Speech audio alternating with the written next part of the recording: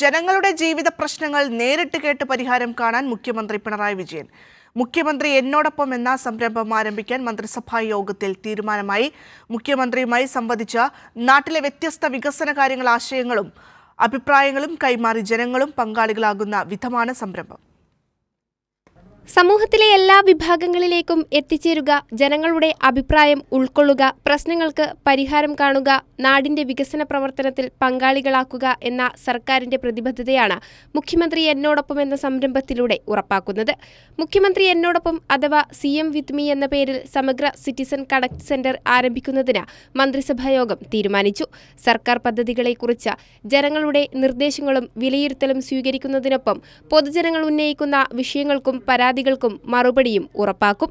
ശക്തമായ ആശയവിനിമയ സംവിധാനം വഴി പൊതുജന സർക്കാർ ഇടപെടൽ കൂടുതൽ ആഴത്തിലാക്കാനും പങ്കാളിത്ത ഭരണത്തിന്റെ കേരള മാതൃകയുടെ പ്രശസ്തി കൂടുതൽ ശക്തിപ്പെടുത്താനും കഴിയുമെന്നാണ് പ്രതീക്ഷിക്കുന്നത്. പരിപാടിയുടെ ഫലപ്രദമായ പ്രവർത്തനത്തിനായി പരിചയസമ്പന്നരായ സർക്കാർ ഉദ്യോഗസ്ഥർ ഉണ്ടായിരിക്കും.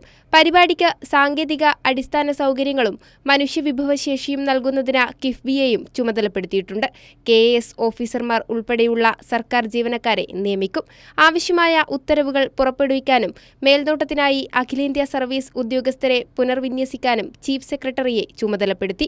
ഉള്ളടക്ക നിർമ്മാണം, വികസനം, പ്രചരണം എന്നിവയ്ക്കായി ഇൻഫർമേഷൻ ആൻഡ് പബ്ലിക് റിലേഷൻസ് വകുപ്പിന് അധിക വകയിരുത്തലിലൂടെ 20 കോടി രൂപ അനുവദിക്കും. പരിപാടിയുടെ ഫലപ്രദമായ നടത്തിപ്പ്, മേൽനോട്ടം, ഗുണനിലവാരം എന്നിവ ഉറപ്പുവരുത്തുന്നതിന് വിവര പൊതുജന സമ്പർക്ക വകുപ്പിനെ ചുമതലപ്പെടുത്തി. വെള്ളയമ്പലത്ത് എയർ ഇന്ത്യയിൽ നിന്ന് ഏറ്റെടുത്ത കെട്ടിടത്തിലാകും സിറ്റിസൺ കണക്ട് സെന്റർ പ്രവർത്തിക്കുക. ഇതിന് ആവശ്യമായ നടപടി സ്വീകരിക്കാൻ റവന്യൂ വകുപ്പിനെയും യോഗം ചുമതലപ്പെടുത്തി. കൈരളി ന്യൂസ്, തിരുവനന്തപുരം.